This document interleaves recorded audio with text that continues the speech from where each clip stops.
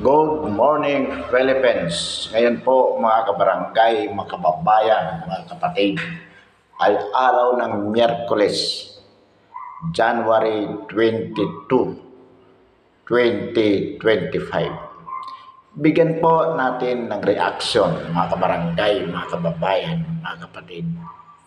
Ito pong ginanap na rally ng Iglesia ni Cristo noong January 13, 2025 na ayon kay Juan Ponce Enrile, dating senador Juan Ponce Enrile. Ito daw po ay isang paraan ng pampresyo o it is a way of pressuring Congress not to do its constitutional duty of impeaching a public officials, unimpeachable public officials. Yan po ang sinabi ni Juan Ponce Enrile. At sabi pa nga, it sacrifices the value of the rule of law.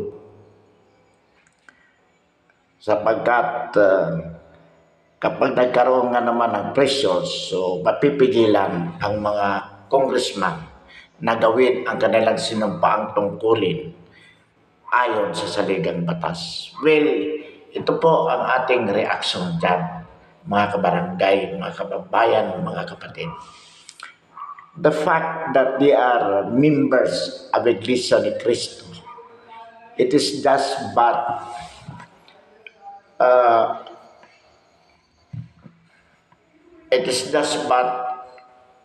an opportunity, or rather we would say that it is only an incident that they are. But the fact of the matter is that they are also Filipino citizens who are entitled to air their redress and grievances against the government. So, wala pong masama doon kung ito man ay nagiging pressure upon Congress na to go on with the impeachment, then so be it. Sapagkat ito naman talaga, kung ito ang kagustuhan ng sambayan ng Pilipino na huwag ma-impeach si BP Sara, then karapatan po ng bawat Pilipino, whatever religious affiliation they have, to air their grievances, their opinion, ipahayag ang kanilang paniniwala na hindi sila naniniwala na may sapat na dahilan para ma-impeach ang pangalawang Pangulo. So wala pong masama doon kung ito man ay nagiging pressure upon Congress, sapagkat dapat naman talaga makinig ang pamahalaan, whatever branch, whether it is a judiciary, an executive branch, or a legislative branch of government. Sapagkat in a democratic society, mga kabarangay, mga kababayan, mga kapatid, talaga naman na dapat pakinggan ang opinyon ng mayoriya ng ating mamamayan. So, yung sinasabi po ni Juan Ponce Enrile that it is a bad precedence, kalokohan po yun.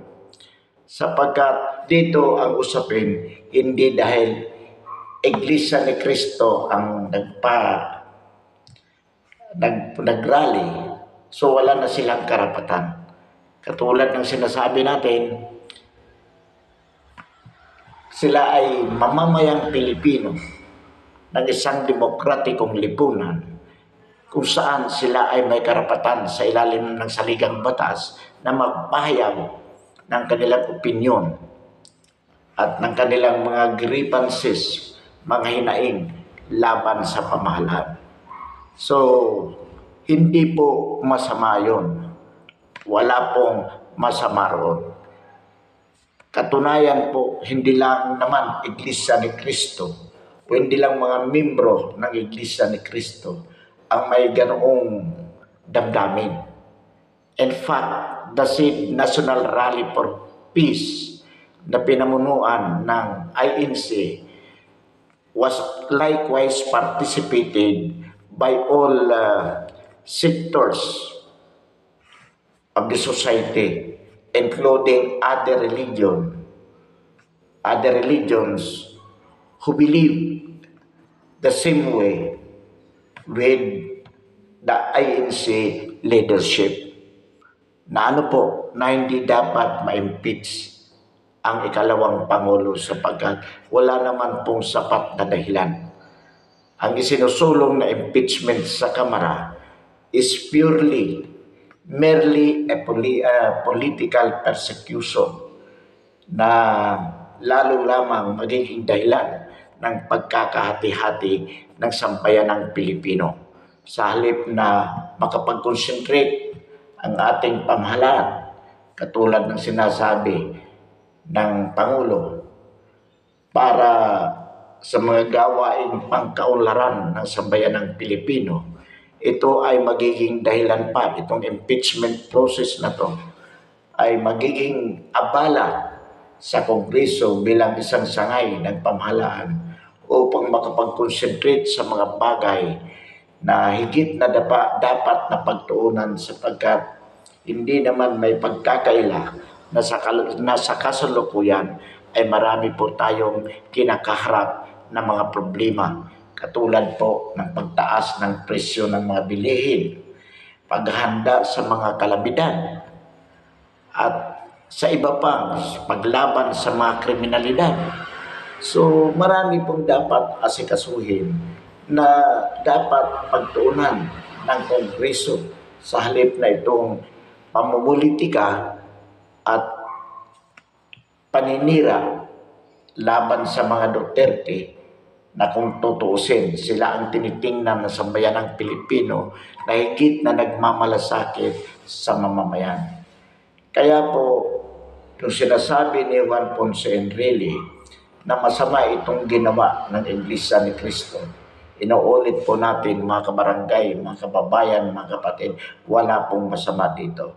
Katunayan po, noong 1986, without the Catholic Church protecting them and protecting him, Juan Ponce Enrile and Fidel B. Ramos, matagal na po silang kinain ng uod. Lalo na po itong si JPA o si Juan Ponce Enrile. Sapagkat nung sila po ay nagkudita o nag-withdraw ng kanilang support laban kay na noong Pangulo Ferdinand Marcos Sr., sila po ay hindi naaresto ng mga military na loyal kay Pangulong Marcos Sr., Ferdinand Marcos Sr., sapagkat maraming mga Katoliko at iba't ibang sektor ng ating lipunan ang tumalima sa panawagan ni Jaime Cardinal Sin na magpunta sa EDSA at protektahan si Juan Ponce Enrile at si Fidel B. Ramos. At ito po ang naging hudyat ng tinatawag po nating EDSA 1 na siya nagpatalsik noon kay Pangulong Ferdinand Marcos Sr. So, ito pong sinasabi ni Enrile ay tila pagkalimot sa nangyari sa kanila ni Fidel Ramos noon. Isa pong pagtalikod sa kasaysayan na ang simbahan sa Pilipinas ay mayroon po talagang mahalagang papel na ginagampanan sa yugto ng ating kasaysayan sa panahon ng pangangailangan, sapagkat ang ating pong mga simbahan ay hindi naman bingi sa panawagan ng sambayanang Pilipino na kanilang mga membro o kahit hindi membro ng kanilang sekta, ang tinitingnan po nila ano ba ang higit na makakatulong sa sambayanang Pilipino in general, without being particular as to what religion they are being affiliated to. So, sa katunayan po, hinahangaan po natin ang Iglesia ni Cristo sa kanilang ginawa na gisingin ang sambayan ng Pilipino at maging modelo sa iba't ibang simbahan na dapat aktibo din sila sa mga isyong panlipunan na siyang tunay na magpapaunlad sa ating bayan.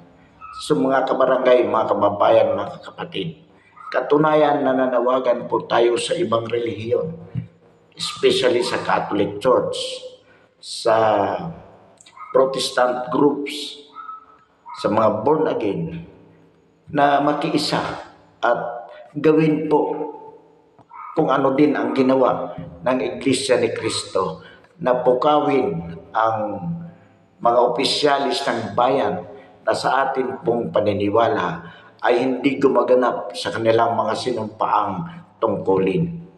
So inuulit po natin, wala pong masama sa ginawa ng Iglesia ni Cristo.